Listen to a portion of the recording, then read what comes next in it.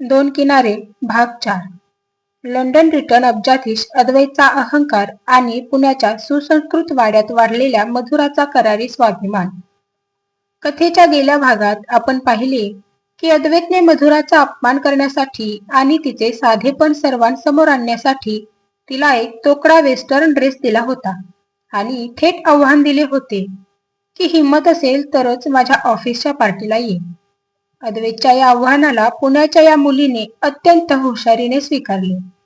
ती तोच designer black dress घालून पार्टीत जेव्हा पोहोचली तेव्हा अद्वैतसह संपूर्ण हॉल तिच्या त्या ग्लॅमरस रूपाकडे पाहतच राहिला.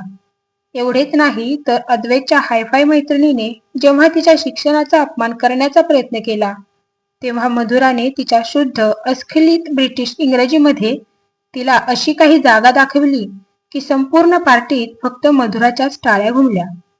मधुराच्या या अनपेक्षित रूपाने आणि बुद्धिमत्तेने अद्वैतच्या अहंकाराचा किल्ला पार ढासळला होता. पण तो प्रचंड गर्विष्ठ असल्याने स्वतःचा हा बदल तो कोणालाच दाखवू इच्छित नव्हता.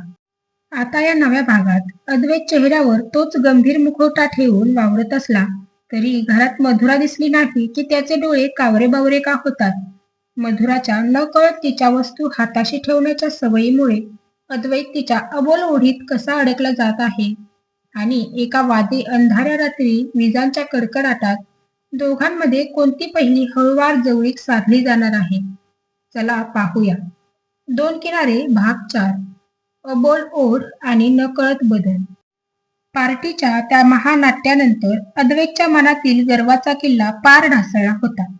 ज्या मुलीला तो साधी आणि जगाची समज नसलेली समजत होता तिने त्याच्याच कॉर्पोरेट जगात त्याच्याच भाषेत आणि त्याच्याच डिझायनर कपड्यांमध्ये सगळ्यांना थक्क केली होते. अद्वैतचा स्वभाव आतून बदलत चालला होता पण तो कमालीचा गर्विष्ठ असल्याने स्वतःचा हा बदल चेहऱ्यावर किंवा वागण्यातून अजिबात दाखवू इच्छित नव्हता. तो अजूनही मधुरासमोर येताना चेहऱ्यावर तोच कोरडा आणि गंभीर मुखवटा चढवून वावरत होता.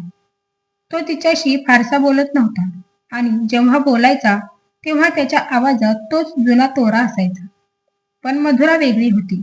तिचे शिक्षण मध्यमवर्गीय विद्यापीठात झाले असले तरी तिचे संस्कार आणि तिची समज खूप मोठी होती.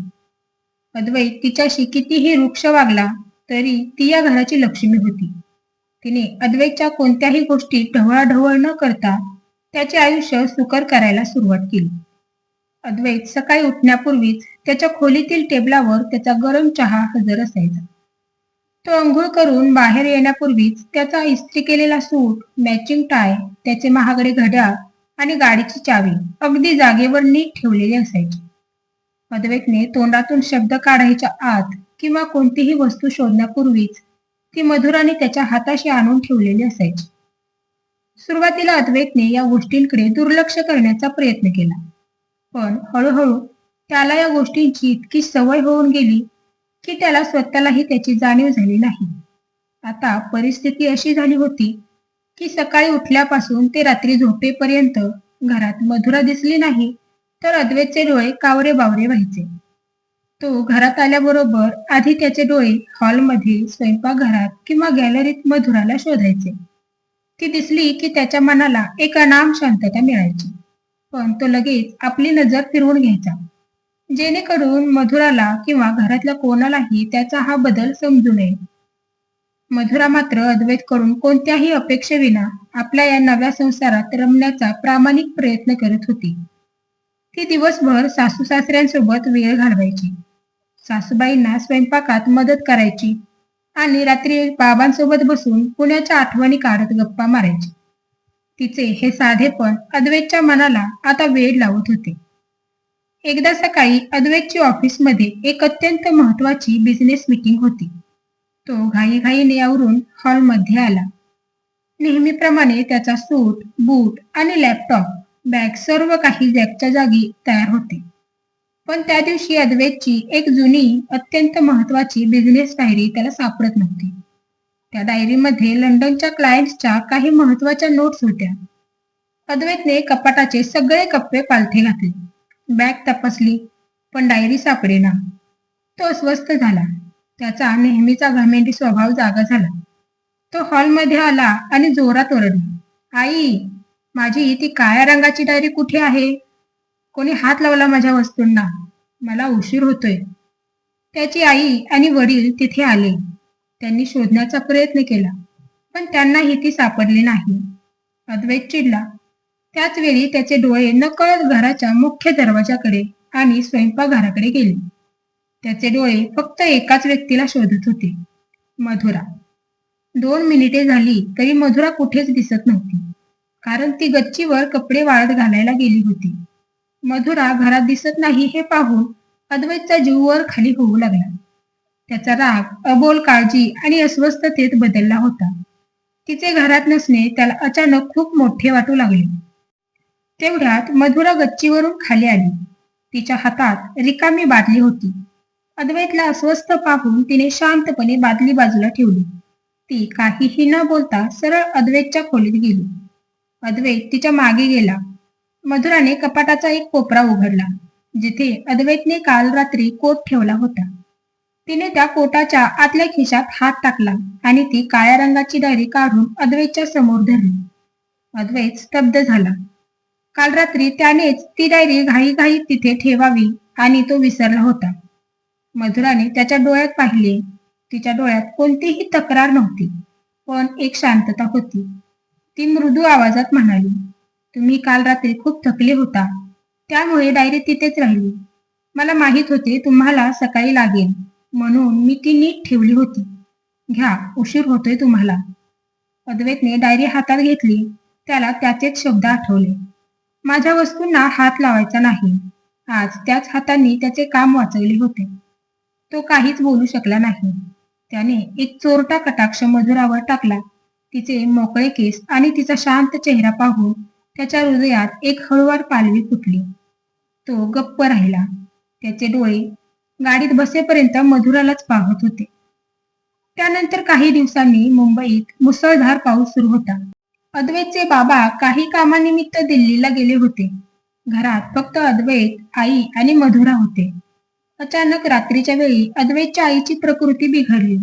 त्यांना तीव्र ताप आला आणि अंगदुखी सुरू झाली. अद्वैत ऑफिसच्या कामात व्यस्त होता. जेव्हा त्याला समजले तेव्हा तो घाईघाईने आईच्या खोलीत आला. त्याला वाटले की तो आता डॉक्टरांना फोन करेल आणि नेहमीप्रमाणे पैसे फेकून सगळी व्यवस्था करेल.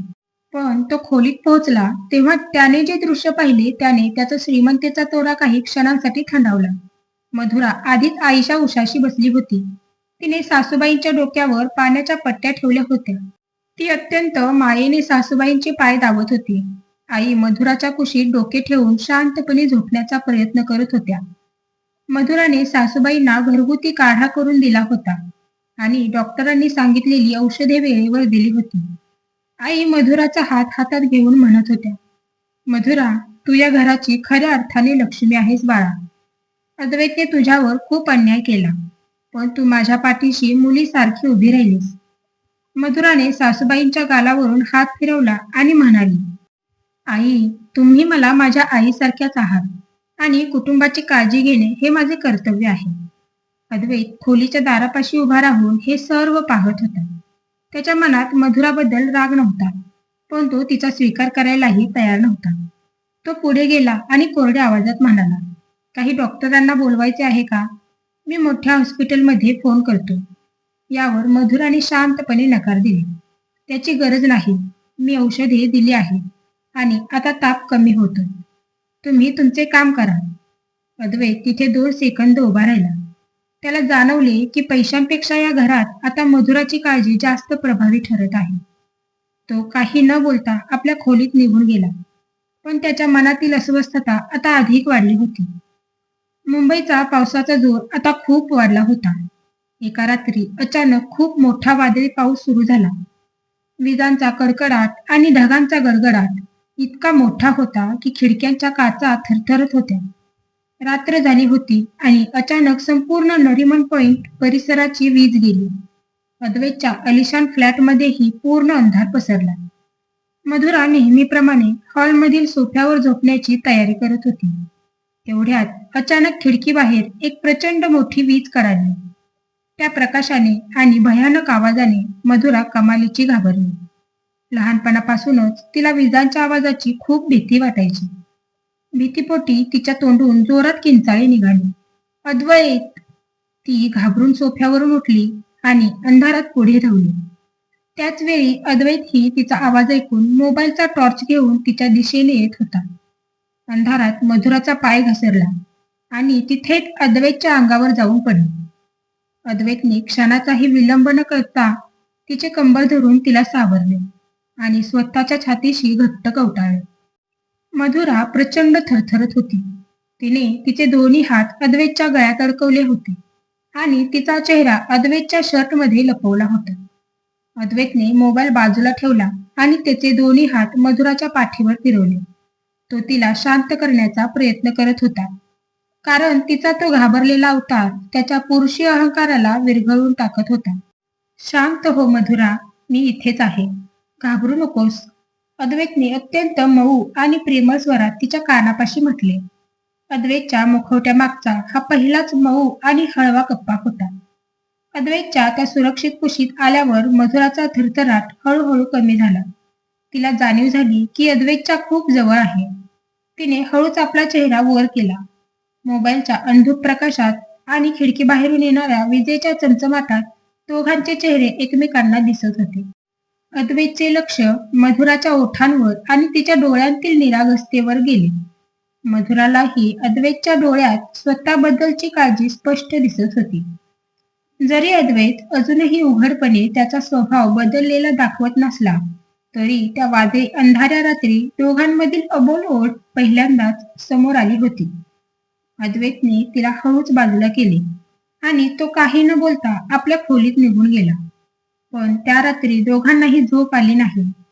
दोन किनाऱ्यांमधील अंतर अजूनही होते, पण नदीचा प्रवाह आता हळूहळू दिशा बदलत होता. तर मित्रांनो, अद्वैतचा हा कोरडा मुखवटा आता किती दिवस टिकून राहणार? जेव्हा सासू सासरे काही दिवसांसाठी बाहेर जातील आणि घरात फक्त अद्वैत आणि मधुरा दोघेच असतील, तेव्हा त्यांच्यातील ही अबोल ओढ कोणती नवीन कलाटणी घेईल? ऑफिसच्या कामात अद्वैत जेव्हा मधुराची मदत मागेल, तेव्हा त्यांच्यात कोणती वैचारिक टक्कर होईल? हे सर्व पाहण्यासाठी दोन किनारे या मालिकेचा पुढील भाग 5 अजिबात मिस करू नका. तुम्हाला अद्वैत आणि मधुराच्या नात्यातील हा बदल कसा वाटला? अद्वैतने त्याचा अहंकार सोडून मधुराची माफी मागावी का? तुमची प्रतिक्रिया खाली कमेंट करून नक्की सांगा. व्हिडिओ आवडला असल्यास लाईक आणि शेअर करा आणि पुढील भाग पाहण्यासाठी चॅनलला आत्ताच सबस्क्राईब करा. धन्यवाद.